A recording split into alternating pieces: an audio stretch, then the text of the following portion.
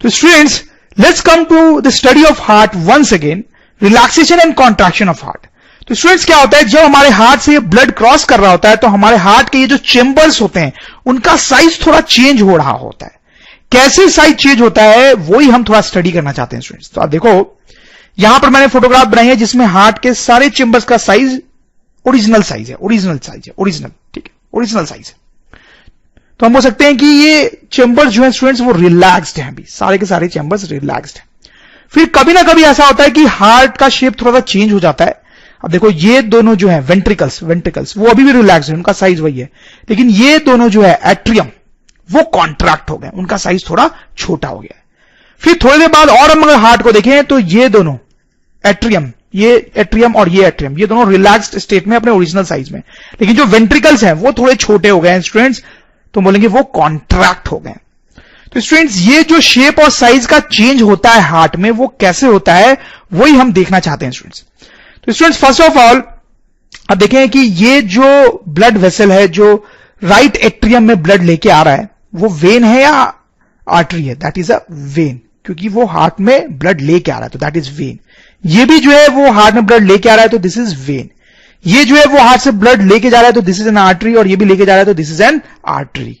अब देखो स्टूडेंट्स, क्या होता है, किसी पर्टिकुलर टाइम पे अगर हम हार्ट को देखेंगे तो हमें ऐसा कुछ दिखाई देगा कि उसके चारों चेंबर्स जो है वो रिलैक्स्ड है। R here stands for relaxed है, मतलब उनका जो ओरिजिनल साइज है वही साइज के हैं वो चेंबर्स, ना उससे बड़े हैं ना छोटे हैं, ठीक। तो किसी पर्टिकुलर टाइम में हमें हार्ट अपने ओरिजिनल साइज और शेप में दिखाई देगा। और इस टाइम क्या हो रहा होता है स्टूडेंट्स, ये जो वेन है वो राइट एट्रियम में ब्लड ला रही होती है धीरे धीरे, ठीक है, और ये जो वेन है वो लेफ्ट एट्रियम में ब्लड ला रही होती है धीरे धीरे। अच्छा स्टूडेंट्स, मैं क्यों बोल रहा हूं कि ये वेन धीरे धीरे ब्लड ला रही होगी, क्योंकि स्टूडेंट्स मैंने आपको बताया था ना कि वेन्स में जो फ्लो होता है ब्लड का वो लो प्रेशर पे होता है, तो उसमें ब्लड धीरे धीरे फ्लो कर रहा होता है, तो इससे धीरे धीरे ब्लड आ रहा होगा, धीरे धीरे ब्लड आ रहा होगा, ठीक है, वेन से धीरे धीरे ब्लड आ रहा होगा, ठीक है। एट द सेम टाइम क्या हो रहा होता है स्टूडेंट्स, ये जो वाल्व है इसके थ्रू ब्लड यहां भी पहुंच रहा होता है नीचे वेंट्रिकल में, ठीक है स्टूडेंट्स।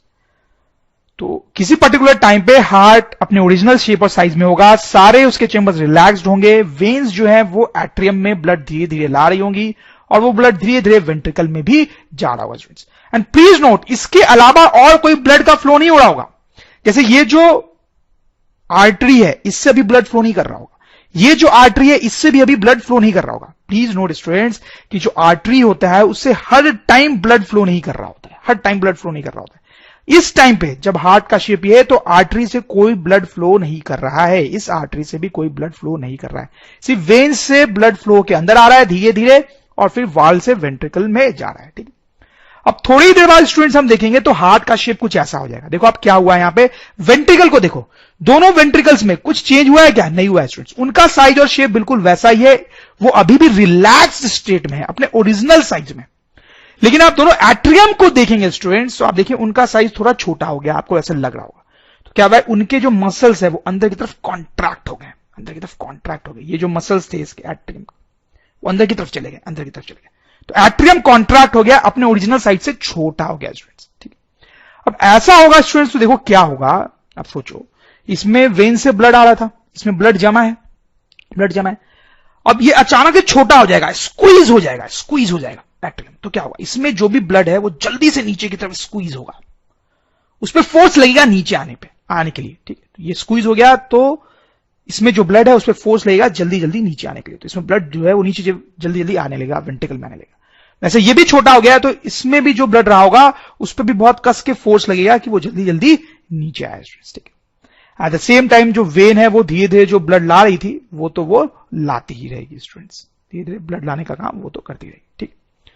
प्लीज नोट स्टूडेंट्स, अभी भी ये जो आर्टरीज हैं, आर्टरीज उनके थ्रू ब्लड फ्लो नहीं कर रहा है, ठीक है। ये वेन्स अभी भी ब्लड लेके आ रही हैं, लेकिन इस नीचे वाले वेंट्रिकल में ब्लड जाने का जो प्रोसेस है वो बहुत फास्ट हो गया। फिर स्टूडेंट्स थोड़ी ही देर बाद हम देखेंगे तो हार्ट का कुछ शेप इस तरीके से हमें दिखाई देगा। देखो क्या हो गया है, ये जो एट्रियम था वो अपने ओरिजिनल रिलैक्स्ड स्टेट में आ गया है, ये भी जो एट्रियम है वो भी अपने ओरिजिनल रिलैक्स्ड स्टेट में आ गया है, ठीक है। और इसमें वेन्स से धीरे धीरे ब्लड आ रहा होगा, ठीक है। लेकिन स्टूडेंट्स आप देखें, ये जो वेंट्रिकल है, वेंट्रिकल, उसका साइज चेंज हो गया, उसका शेप चेंज हो गया क्या है कि ये जो मसल्स थे इसके वो कॉन्ट्रैक्ट हो गए स्टूडेंट्स, वो कॉन्ट्रैक्ट हो गए, ऐसे कॉन्ट्रैक्ट हो गए।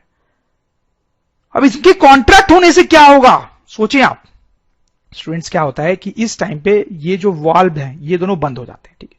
देखो इसमें पहले बहुत तेजी तेजी ब्लड आया था, जिससे इसमें बहुत ब्लड जमा हो गया होगा, ये ब्लड से एकदम भर गया होगा, लेकिन ये अचानक स्क्वीज हो जाएगा, स्क्वीज हो जाएगा, छोटा हो जाएगा, तो इसके ब्लड पे फोर्स लगेगा कि वो यहां से बाहर निकले, उससे फोर्स लगेगा इससे बाहर निकले, तो क्या होगा, अब ये जो आर्टरी है स्टूडेंट्स, इसमें फोर्सफुली ब्लड को पंप किया जाएगा, ठीक है। तो इसमें पहले ब्लड भर गया वेंट्रिकल में, फिर ये स्क्वीज हुआ, कॉन्ट्रैक्ट हुआ, तो यहां पर जो ब्लड है उसको फोर्सफुली इस आर्टरी में पुश किया जाएगा, फिर इस आर्टरी से होकर ब्लड फ्लो करेगा स्टूडेंट्स।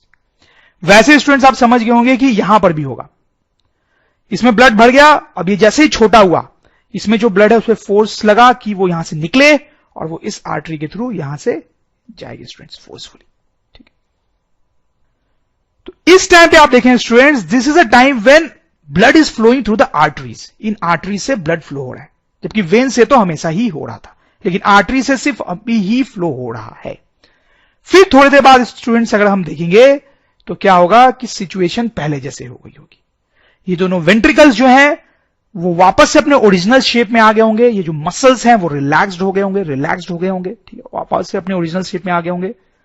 एट्रियम जो ओरिजिनल शेप में थे वो भी ओरिजिनल शेप में रहेंगे, और यही चीज होगी जो पहले हो रही थी, और फिर ये प्रोसेस जो है कंटिन्यूअसली रिपीट होता जाता है स्टूडेंट्स, रिपीट होता जाता है। तो स्टूडेंट्स आप नोट करें कि ये जो फोटोग्राफ था इसमें वेन्स ब्लड लेके आ रहे थे और अंदर के वाल्व से ब्लड फ्लो कर रहा था। ये जो फोटोग्राफ था उसमें वेन्स फोटो लेके आ रहे थे, ब्लड लेके आ रहे थे, और इन वाल्व से तेजी से ब्लड का फ्लो हो रहा था। और ये जो फोटोग्राफ है इसमें वाल्व से फ्लो का बंद, इन दोनों वाल्व से ब्लड का फ्लो बंद हो गया, वेन्स धीरे धीरे ब्लड लेके आ रहे थे, अब आर्टरी से फ्लो हुआ ब्लड का स्टूडेंट्स। अब देखिए स्टूडेंट्स यहां पे हम कई सारे टर्म्स एक एक करके देखेंगे। The first thing which we want to see is called a term that is cardiac cycle. तो अब कार्डियक साइकिल किसको बोल रहे हैं स्टूडेंट्स, ये तो आप समझ रहे हैं, ये जो साइकिल है इसी को हम कार्डियक साइकिल बोलते हैं। This periodic contraction and relaxation of heart, हम लिख भी सकते हैं कि cardiac cycle is periodic relaxation and contraction of muscles of heart, muscles of heart, इसी को कार्डियक साइकिल बोलते हैं। और स्टूडेंट्स मैं आपको बताऊं, it's a very interesting fact कि एक मिनट में स्टूडेंट्स ये जो साइकिल है आपको क्या लगता है कितनी बार कंप्लीट हो जाता होगा, 72 टाइम्स वो कंप्लीट हो जाता है स्टूडेंट्स, ठीक है। Now student coming to the next point, heart beat.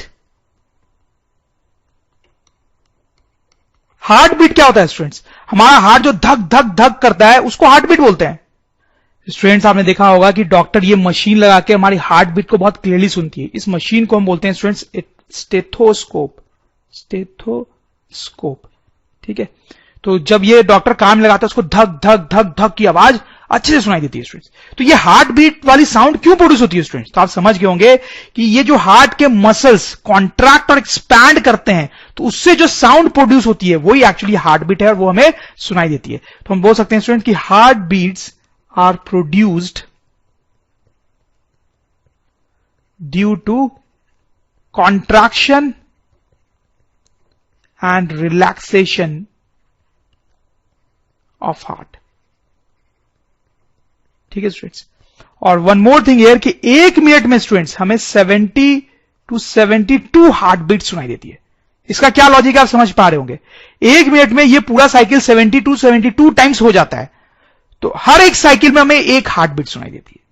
तो एक मिनट में 72 साइकिल्स अगर हो रहे हैं तो हमें उतने ही हार्ट बीट्स भी सुनाई देंगे। स्टूडेंट्स हार्ट बीट से ही मिलता जुलता है यहां पर एक और टर्म हम स्टडी करेंगे that is called pulse. Students सबसे पहले पल्स होता क्या है, स्टूडेंट्स आप किसी भी फ्रेंड या अपने ही हैंड पे इस तरह से फिंगर अगर रखोगे तो यहां पर एक मूवमेंट आपको धीमा धीमा सा स्लो सा फील होता है। ये जो मूवमेंट यहां पे फील होता है students that is actually pulse. अब स्टूडेंट्स क्वेश्चन ये है कि ये मूवमेंट हमें फील होता क्यों है। देखो स्टूडेंट्स क्या होता है कि ये जो हमारे बॉडी का रीजन होता है वहां पे स्किन के बहुत करीब से एक आर्टरी क्रॉस होती है। स्टूडेंट्स आप याद करो, मैंने आपको बताया था कि आर्टरीज जनरली जो होती है बॉडी सरफेस के क्लोज नहीं होती है, अंदर होती है, ठीक है। लेकिन कुछ ऐसे पार्ट्स होते हैं बॉडी के जहां पर आर्टरी बॉडी सरफेस के बहुत पास से गुजरती है, तो ये वैसा ही पार्ट है, ठीक। तो यहां पर आर्टरी जो है वो स्किन के बहुत पास से गुजरती है। अब देखो स्टूडेंट्स क्या होता है, आर्टरी में ब्लड का फ्लो कैसा होता है वो तो अभी तक आप समझ ही गए होंगे। ये स्टूडेंट्स अगर एक आर्टरी है तो इसमें ब्लड जो है वो हर टाइम फ्लो नहीं हो रहा होता है, हमने देखा हर टाइम फ्लो नहीं हो रहा होता है। पूरे एक कार्डियक साइकिल में थोड़ा सा टाइम होता है जब झटके से इसमें ब्लड फ्लो होता है, झटके से और फोर्सफुली फ्लो होता है, क्योंकि ये जो वेंट्रिकल होता है वो ब्लड को पंप करता है, हमने पढ़ा है ये सब, ब्लड को वो पंप करता है। तो दो बात है, एक तो इस आर्टरी में हर टाइम ब्लड का फ्लो नहीं होता है, और जब होता है तो बहुत झटके से फोर्सफुली होता है, ठीक है। तो इसमें ब्लड का फ्लो होता है फोर्सफुली और कभी कभी, तो स्टूडेंट्स उसके कारण ये आर्टरीज में मूवमेंट होता है। देखो आप सोचो ना कि इसमें ब्लड फ्लो नहीं कर रहा है, ये शांत है बिल्कुल, आर्टरी कोई ब्लड फ्लो नहीं कर रहा है, शांत है। अब अचानक से फोर्सफुली इससे ब्लड पास हुआ, अचानक से फोर्सफुली इससे ब्लड पास हुआ, तो क्या होगा, ये हिल सी जाएगी, हिल सी जाएगी। तो वही मूवमेंट हमें यहां पे फील होता है एज पल्स, ठीक है। तो ये आर्टरी है, इसमें ब्लड फ्लो नहीं कर रहा है, फिर अचानक इसमें फोर्सफुली ब्लड पास हुआ, तो ये मूव करने लगी या मूव की, वही हमें पल्स की तरफ फील होता है। तो जब जब इससे ब्लड फोर्सफुली पास होता है तब तक हमें यहां पे पल्स फील होता है स्टूडेंट्स। तो पल्स क्या चीज है स्टूडेंट्स, आप अच्छे से समझ होंगे, हम लिख सकते हैं pulse is the periodic movement of artery due to periodic forceful movement of blood through it, ठीक है स्टूडेंट्स। अब स्टूडेंट्स यहां पे something is there that is called pulse rate. Pulse rate क्या होता होगा स्टूडेंट्स, आप समझ लोगे, एक मिनट में जितने मूवमेंट्स फील होंगे ना, यहां पे एक मिनट में जितने मूवमेंट्स फील होंगे that is called pulse rate. तो क्या लगता है आपको स्टूडेंट्स, एक मिनट में कितने मूवमेंट्स फील होते होंगे, शायद आप समझ रहे होंगे 70 to 72। क्यों स्टूडेंट्स, लॉजिक क्या है, क्योंकि स्टूडेंट्स एक मिनट में ये जो पूरा कार्डियक साइकिल है वो 70 टाइम्स लगभग होगा, एक मिनट में ये पूरा साइकिल 70 टाइम्स अगर होगा तो 70 टाइम्स आर्टरी में फोर्सफुली ब्लड का फ्लो होगा, ब्लड का फ्लो होगा फोर्सफुली। तो 70 टाइम्स आर्टरी का मूवमेंट होगा और 70 टाइम्स हमें यहां पे मूवमेंट फील होगा, मतलब पल्स हम ऑब्जर्व करेंगे स्टूडेंट्स। तो स्टूडेंट्स यहां पे इंपॉर्टेंट पॉइंट ये है कि पल्स रेट जो होता है हमारे बॉडी में और जो हार्ट बीट होती है वो एक्चुअली सेम ही होता है, क्योंकि दोनों का ओरिजिन भी सेम है। एक कार्डियक साइकिल में एक हार्ट बीट है और एक पल्स है, तो इसलिए हार्ट बीट का रेट और पल्स का रेट दोनों सेम है स्टूडेंट्स। तो स्टूडेंट्स हम अपना नेक्स्ट फोर्थ पॉइंट देखेंगे। आप यहां पे क्या करें स्टूडेंट्स, ये जो चारों चेंबर्स हैं उनकी वॉल्स पे थोड़ा नजर डालें आप। स्टूडेंट्स आप देखें, ये एट्रियम का वॉल है, राइट एट्रियम का, ये लेफ्ट एट्रियम का, फिर ये राइट वेंट्रिकल का वॉल है, ये लेफ्ट वेंट्रिकल का वॉल है। उनकी थिकनेस पे ध्यान दें यहाँ पे स्टूडेंट्स। तो आप देखेंगे स्टूडेंट्स कि दोनों ही एट्रियम के जो वॉल्स हैं वो बहुत ही थिन है, ठीक है। राइट वेंट्रिकल का जो वॉल है स्टूडेंट्स वो थोड़ा थिक है एट्रियम की कंपैरिजन में, और ये जो स्टूडेंट्स है लेफ्ट वेंट्रिकल, उसका जो वॉल होता है स्टूडेंट्स वो थिकेस्ट होता है। This is a very important point, वो थिकेस्ट होता है। तो स्टूडेंट्स चारों चेंबर्स के वॉल्स की थिकनेस अलग अलग क्यों होती है स्टूडेंट्स, देखो स्टूडेंट्स वही हम समझते हैं। देखो स्टूडेंट्स यहां पर आप देखें, चारों चेंबर्स जो हैं वो अपने ओरिजिनल शेप में है। फिर यहां पे क्या होता है, ये जो एट्रियम की वॉल्स हैं वो मूव करती है अंदर की तरफ और ब्लड को पुश करती हैं ताकि वो पुश होने से नीचे वाले वेंट्रिकल में आ जाए, ठीक है। वैसे यहां पर ये जो वॉल्स हैं वो अंदर की तरफ मूव करती हैं ताकि ब्लड को पुश किया जाए और वो नीचे वाले वेंट्रिकल में आ जाए। तो इन वॉल्स का रोल समझ में आया आपको कि रोल क्या है इन वॉल्स का, उनका रोल है कि ब्लड को पुश करना ताकि वो वेंट्रिकल्स में जाए, ठीक है। अब देखो ये जो राइट वेंट्रिकल है उसके वॉल का क्या रोल है वो देखते हैं। अब देखो यहां पे राइट वेंट्रिकल रिलैक्स था, यहां पे उसका मसल अंदर की तरफ कॉन्ट्रैक्ट हुआ। तो जब ये अंदर की तरफ कॉन्ट्रैक्ट होता है तो ब्लड को पुश करता है स्टूडेंट्स, ताकि जो ब्लड है वो इस आर्टरी से बाहर निकले, इस आर्टरी से बाहर निकले, और बाहर निकल के कहां जाए स्टूडेंट्स, लंग्स में। इस आर्टरी से जो ब्लड होता है वो लंग्स में जाता है, जो हार्ट के इस साइड और इस साइड लोकेटेड होता है, ठीक है। तो इस वॉल का फंक्शन आपको समझ में आया, इसका फंक्शन है कि ब्लड को इतने कस के पुश करना ताकि ब्लड इतने फोर्स में निकले यहां से ताकि वो दोनों लंग्स तक पहुंच जाए। तो स्टूडेंट्स आपको समझ में आ रहा होगा कि इसका जो पुश होना चाहिए वो स्ट्रॉन्गर होना चाहिए इसके या इसके पुश से। क्यों? क्योंकि इन दोनों को तो पुश करके ब्लड को सिर्फ नेक्स्ट चेंबर में ले जाना है। इन दोनों को तो हल्का सा, इसको तो सिर्फ हल्का सा पुश करना है या इसको भी सिर्फ हल्का सा पुश करना है ब्लड को, ताकि ब्लड सिर्फ नेक्स्ट चेंबर में चला जाए, लेकिन स्टूडेंट्स इसको तो कस के पुश करना पड़ेगा, क्योंकि अब ब्लड को एक दूसरे ऑर्गन तक पहुंचाना है जहां दूरी थोड़ी ज्यादा है। तो क्योंकि इसको ज्यादा कस के पुश करने की जरूरत है, इसलिए वॉल स्ट्रॉन्गर होता है, थिक होता है स्टूडेंट्स। और स्टूडेंट आप क्लियरली समझ होंगे ये बहुत ज्यादा थिक क्यों होता है, क्योंकि स्टूडेंट्स ये वॉल जब पुश करती है ब्लड को, तो ब्लड इस आर्टरी से निकल के कहां जाता है स्टूडेंट्स? इस आर्टरी से निकल के बहुत फोर्सफुली निकलता है इससे, और उसको बहुत दूर दूर जाना पड़ता है, बॉडी के सारे पार्ट्स में जाना पड़ता है। ठीक है, जैसे हमारे लेग्स में भी जाना पड़ेगा, हमें हमारे ब्रेन्स में भी जाना पड़ेगा। लेग्स सोचो कितने नीचे होते हैं हार्ट से, ब्रेन सोचो कितना ऊपर होता है, वहां तक जाना है। तो यहां पर ब्लड को बहुत ज्यादा दूरी कवर करनी है, इसलिए उसको बहुत कस के पुश किया जाना है। इसलिए जो वॉल होती है बहुत थिक होती है ताकि वो स्ट्रॉन्ग फोर्स लगा सके स्टूडेंट्स। तो आपको समझ में आया स्टूडेंट्स कि ये थिकेस्ट क्यों है? क्योंकि यहां पर जरूरत है ब्लड को बहुत ज्यादा स्ट्रांगली पुश करने की, और ये थिनेस्ट है क्योंकि यहां पे बहुत हल्के से पुश करने की ही जरूरत है। स्टूडेंट्स अब हम एक और पॉइंट देखेंगे, fifth point, which is actually a very interesting point. Students हमने देखा है कि हार्ट का मेजर पोर्शन जो है वो तो सेंटर में ही होता है चेस्ट के, सिर्फ लेफ्ट वेंट्रिकल जो है वो थोड़ा सा लेफ्ट की तरफ टिल्टेड होता है, ठीक है। लेकिन स्टूडेंट जब हम अपने चेस्ट पे हैंड रखते हैं तो हमें ऐसा फील होता है कि हार्ट तो एक्चुअली लेफ्ट में ही होता है, हमें ऐसी फीलिंग आती है कि हार्ट तो एक्चुअली लेफ्ट में ही होता है, क्योंकि मेजर पोर्शन का सेंटर में है। तो ऐसी फीलिंग क्यों आती है स्टूडेंट्स? तो मैंने आपको बताया था स्टूडेंट्स का एक रीजन तो ये है कि थोड़ा सा ये टिल्टेड होता ही है लेफ्ट में, बट यार थोड़ा सा ही टिल्टेड है ना लेफ्ट में, मेजर पोर्शन तो अभी भी सेंटर में है, तो हमें सेंटर में फील होना चाहिए, ये हमें सेंटर में फील नहीं होता है, लेफ्ट में ही फील होता है। तो उसका रीजन शायद आप सोच पा रहे होंगे स्टूडेंट्स, क्या होता है कि जब अपने चेस्ट पे हैंड रखते हैं तो हमें चेस्ट का मूवमेंट फील होता है, ये जो चेस्ट के वॉल्स का मूवमेंट हो रहा होता है पूरे कार्डियक साइकिल में, वो हमें फील होता है स्टूडेंट्स। लेकिन आप देखें ये जो वॉल्स है इनका मूवमेंट बहुत कम है, ये जो वॉल्स है इनका मूवमेंट भी कम है, उतना स्ट्रांग नहीं है, तो ये हमें फील नहीं होता है। इसका मूवमेंट भी इतना स्ट्रांग नहीं है तो हमें फील नहीं होता है। ये जो वॉल है स्टूडेंट्स हमने अभी भी देखा, इसका मूवमेंट बहुत ज्यादा स्ट्रांग है, वेरी स्ट्रांग। तो जब हम चेस्ट पे हैंड रखते हैं तो इसी का मूवमेंट एक्चुअली हमें सिर्फ फील हो रहा होता है। अब क्योंकि ये तो एक्चुअली में लेफ्ट पोर्शन में है ही चेस्ट के, तो हमें इसका मूवमेंट, इसकी धक धक की फीलिंग आती है, तो इसलिए हमें लगता है स्टूडेंट्स कि हार्ट जो है वो एक्चुअली लेफ्ट में, क्योंकि एक्चुअली हम पूरे हार्ट को फील नहीं कर रहे होते हैं, हम सिर्फ लेफ्ट वेंट्रिकल को ही फील कर रहे होते हैं हाथ रखने पे, which is actually towards left. तो स्टूडेंट्स हम यहां पे लिख सकते हैं कि we feel that heart is at left of chest because we actually feel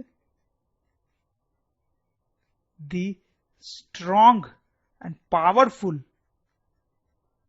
movement of left ventricle which is actually situated at left, ठीक है। Now students let's see one more important thing। तो यहां पे कई बार ऐसे terms आपको मिलेंगे students, diastole and सिस्टॉल। देखो डायस्टॉल टर्म जो है स्टूडेंट्स वो रिलैक्सेशन से रिलेट किया जाता है, रिलैक्सेशन से, और सिस्टॉल टर्म जो है वो कॉन्ट्रैक्शन से रिलेट किया जाता है। जैसे स्टूडेंट्स आप देखें यहां पर ये सारे चैम्बर्स जो है वो रिलैक्स्ड है, तो हम बोलेंगे सारे चैम्बर्स जो है वो डायस्टॉल में है। यहां पर आप देखिए ये दोनों चैम्बर्स रिलैक्स है तो हम बोलेंगे ये दोनों डायस्टॉल में है, यहां पर ये दोनों चैम्बर्स रिलैक्स है तो ये दोनों डायस्टॉल में, यहां पे ये दोनों कॉन्ट्रैक्शन में है तो ये दोनों सिस्टॉल में है, ये दोनों कॉन्ट्रैक्शन में तो ये दोनों सिस्टॉल में स्टूडेंट्स। और कई बार ऐसे टर्म्स भी आपको मिलेंगे, ventricular diastole, ventricular systole, atrial diastole, atrial systole. इनका मतलब आप समझ रहे होंगे स्टूडेंट्स, वेंटिकुलर डायस्टॉल का मतलब है, वेंटिकुलर डायस्टॉल का मतलब है कि वेंटिकल जो है वो डायस्टॉल में, वेंटिकुलर सिस्टोल का मतलब है कि जो वेंटिकल है वो सिस्टोल में है, और वैसा ही आर्टियल, डायस्टोल और सिस्टोल के लिए भी। Okay dear students, now we are going to see a very interesting thing that is called blood pressure. Blood pressure का नाम तो आपने सुना ही होगा स्टूडेंट्स, डॉक्टर्स के मुंह से। जब भी कोई पेशेंट बीमार हो जाता है तो जनरली डॉक्टर्स उसका ब्लड प्रेशर मेजर करते हैं, उससे उनको ये पता चलता है कि पेशेंट में क्या बीमारी है या पेशेंट की क्या सिचुएशन है। स्टूडेंट्स आपने ये भी देखा होगा कि इस तरह एक डिवाइस हाथ में लगाया जाता है ब्लड प्रेशर को मेजर करने के लिए, और इस डिवाइस का नाम होता है, देखिए आप, sphygmomanometer. Sphygmomanometer, this is a device used to measure blood pressure. Now students, the first question which arises here is कि व्हाट इज ब्लड प्रेशर। ये ब्लड प्रेशर एक्चुअली चीज क्या है? तो स्टूडेंट्स देखो आप, ये जो हमारा वेंट्रिकल है, लेफ्ट वेंट्रिकल, ये बहुत इंपॉर्टेंट काम करता है। वो इस आर्टरी पे पंप करता है ब्लड को, ताकि ब्लड जो है बॉडी के डिफरेंट डिफरेंट पार्ट्स तक पहुंच सके। ठीक है ना स्टूडेंट्स? तो ये जो आर्टरी होती है, इसका नाम याद है आपको स्टूडेंट्स? इसका नाम होता है एओर्टा। इस आर्टरी में जो प्रेशर होता है, इस आर्टरी में फ्लो करने वाली ब्लड का जो प्रेशर होता है, उसी को हम ब्लड प्रेशर बोलते हैं स्टूडेंट्स। Very simple. तो ब्लड प्रेशर क्या है स्टूडेंट्स? ये जो आर्टरी है, आर्टा आर्टरी, जो बॉडी के डिफरेंट पार्ट्स में ब्लड को ले जाती है हार्ट से, इसका जो प्रेशर होता है that is actually called blood pressure.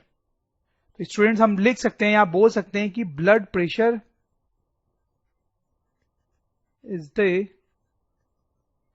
Pressure in aorta artery.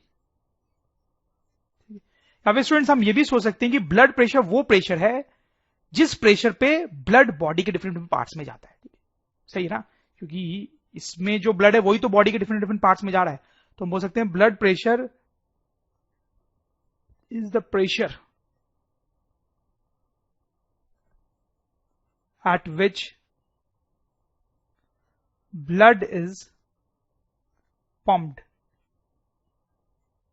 Bye heart to body parts. ठीक है, तो ब्लड प्रेशर क्या होता है, इस आर्टरी का प्रेशर होता है, वो आप समझ गए स्टूडेंट्स। आप इस डायग्राम में भी देखें क्या हो रहा है कि ये जो आर्टरी है, ये आप समझ गए होंगे, हमने बात की है, यही एक्चुअली एओर्टा आर्टरी है। ठीक है, ये ऐसे बेंड होके नीचे जाती है, ऊपर इसके 3 ब्रांचेज होते हैं, हमने पढ़ा था। अब देखिए स्टूडेंट्स, उसमें से एक ब्रांच जो है वो इस हैंड में जा रहा है। ठीक है, ये जो ब्रांच होता है एओर्टा आर्टरी का, उसको बोलते हैं brachial artery. Brachial artery, brachial artery is actually a branch of aorta. इसमें वही ब्लड प्रेशर होता है स्टूडेंट्स जो ब्लड प्रेशर एओर्टा में है। तो अगर हमें एओर्टा का ब्लड प्रेशर मेजर करना है तो हम इसका भी ब्लड प्रेशर मेजर कर सकते हैं।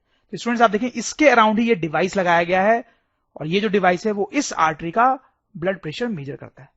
स्टूडेंट्स ऐसे भी आप देखें, एओर्टा का ब्लड प्रेशर डायरेक्टली मेजर करना पॉसिबल नहीं है, क्योंकि ये तो बॉडी के बीच में होता है ना। ये जो डिवाइस है उसको यहां कैसे लगाएंगे, इट्स वेरी डिफिकल्ट। लेकिन हाथ में लगाना इसको बहुत आसान होता है, जिससे ब्रैकियल आर्टरी का प्रेशर पता चल जाता है, और वही एओर्टा का भी ब्लड प्रेशर होता है स्टूडेंट्स। तो स्टूडेंट्स आपको बेसिक फंडा समझ में आया होगा कि ब्लड प्रेशर इस आर्टरी का प्रेशर है, और वो इस इंस्ट्रूमेंट से कुछ इस तरह से मेजर करते हैं। अब स्टूडेंट्स आप देखें, अनदर इंपॉर्टेंट थिंग इज, ये जो ब्लड प्रेशर जब मेजर किया जाता है इस इंस्ट्रूमेंट से, दो तरीके के ब्लड प्रेशर आते हैं, 2 तरीके की रीडिंग्स आती है। एक आता है, इसको हम बोलते हैं सिस्टोलिक प्रेशर, और एक डायस्टोलिक प्रेशर। ऐसे 2 तरीके की रीडिंग्स आती है यहां पे। क्या मतलब इनका, लेट्स हैव अ लुक। ध्यान दें स्टूडेंट्स, आप इस आर्टरी का प्रेशर में मेजर करना है, लेकिन ये आर्टरी में तो 2 टाइप की सिचुएशंस होती हैं। अब देखो इस डायग्राम में क्या हो रहा है, इस आर्टरी से ब्लड को पंप किया जा रहा है, बहुत हाई प्रेशर पे ब्लड को पंप किया जा रहा है। तो अभी अगर हम इस आर्टरी का प्रेशर मेजर करेंगे तो दैट विल बी हाई, इसका जो प्रेशर होगा वो हाई होगा, हाई ब्लड प्रेशर होगा इसमें। ठीक है, अभी इसमें ब्लड पंप किया गया हाई प्रेशर। लेकिन स्टूडेंट्स अगर हम इस डायग्राम को देखें और इस डायग्राम को देखें, तो अभी तो ये जो आर्टरी है, यहां से ये जो आर्टरी है एओर्टा, उसमें कोई ब्लड पंप किया ही नहीं जा रहा है। इनफैक्ट उसमें ब्लड फ्लो नहीं कर रहा है, इसमें कोई भी ब्लड अभी पंप नहीं किया जा रहा है। तो स्टूडेंट्स अभी अगर इसमें प्रेशर मेजर करेंगे या अभी इसमें प्रेशर मेजर करेंगे तो will get low blood pressure, बहुत ही कम प्रेशर इसमें मेजर होगा। स्टूडेंट्स आप समझ रहे हैं, हमने देखा था ना कि आर्टरी से हमेशा ब्लड फ्लो नहीं कर रहा होता है। जब ये वेंट्रिकल पंप करता है तब इसमें ब्लड फ्लो करता है, तो उस टाइम पे इसमें हाई प्रेशर होगा क्योंकि हाई प्रेशर पे ब्लड पंप किया गया है। लेकिन इस टाइम पे इसमें लो प्रेशर होगा क्योंकि इस टाइम पे इसमें कोई ब्लड को पंप नहीं किया जा रहा है। तो स्टूडेंट्स इसीलिए 2 रीडिंग्स आती हैं ब्लड प्रेशर की, एक जब इस टाइम पे मेजरमेंट लिया जा रहा है और एक जब इस टाइम पे लिया जा रहा है। ठीक है, इस टाइम जो रीडिंग आती है ब्लड प्रेशर की बहुत हाई आती है और इस टाइम जो रीडिंग आती है वो लो आती है। तो इस टाइम पे जब वेंट्रिकल सिस्टोल में होता है, जब वेंट्रिकल सिस्टोल में होता है तो उस टाइम पे जो हाई प्रेशर आता है that is called systolic pressure, systolic pressure. ठीक है, so this is the blood pressure during ventricular systole. Ventricular systole मैंने बताया था कि वेंटिकल जो है वो सिस्टोल में हो, तो उस टाइम जो ब्लड प्रेशर इस आर्टरी में होता है that is called systolic pressure. और डायस्टोलिक प्रेशर आप समझ गए होंगे, जब ये वेंट्रिकल डायस्टोल में होता है तब इस आर्टरी का प्रेशर जो होता है that is called diastolic pressure. That is a blood pressure during ventricular diastole. I hope students कि आपको समझ में आया होगा और आप ये भी समझ रहे होंगे स्टूडेंट्स कि ये जो सिस्टोलिक प्रेशर होता है इस टाइम पे वो मैक्सिमम प्रेशर होता है जो इस आर्टरी में कभी भी हो सकता है। ठीक है, वो मैक्सिमम प्रेशर होता है जो इस आर्टरी में कभी भी हो सकता है। और जो डायस्टोलिक प्रेशर होता है वो वैसे ही मिनिमम प्रेशर होता है जो इस आर्टरी में कभी भी हो सकता है। नॉर्मल ह्यूमन बींग्स में जो हेल्दी लोग होते हैं उनमें सिस्टोलिक प्रेशर की जो वैल्यू होती है वो आती है लगभग 120 मिलीमीटर ऑफ मरकरी Hg, और डायस्टोलिक प्रेशर जो आता है that is around 80 millimetre of mercury. ये जो मरकरी लिखा हुआ है that is actually unit of pressure. तो शॉर्ट में अगर हमें ब्लड प्रेशर लिखना होता है तो हम लिखेंगे 120/80। ठीक है, systolic and then diastolic pressure. तो अगर इस इंस्ट्रूमेंट से आपका ब्लड प्रेशर मेजर किया जाता है और वो इतना आता है और इसके आसपास आता है तो मतलब आप हेल्दी हो, कोई खास प्रॉब्लम नहीं है आपको। लेकिन आपका ब्लड प्रेशर इससे ज्यादा या कम आता है, इट मींस आपके ब्लड सर्कुलेशन में कोई प्रॉब्लम है, there is some illness in you, you need to take medicine and you need some treatment.